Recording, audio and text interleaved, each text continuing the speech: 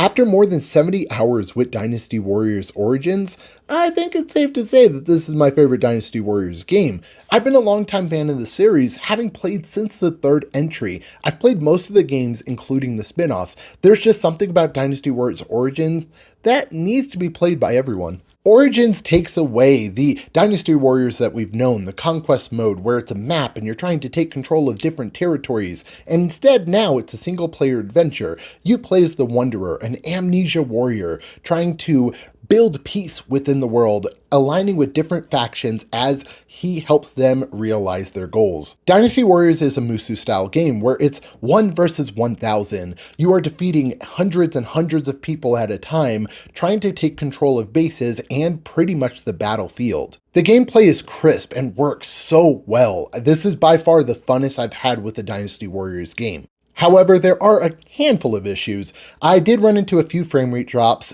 not when you would expect when there's thousands of enemies on the screen. It would be like when rocks are falling or when you're fighting one enemy, but it was never anything that took away from the battle. It was just a brief moment of frame rate drops. I played the game with Japanese voices, and that meant subtitles. Sometimes the subtitles, more often than I'd like to say, the subtitles would appear on a white background, and that kind of made it really hard to read.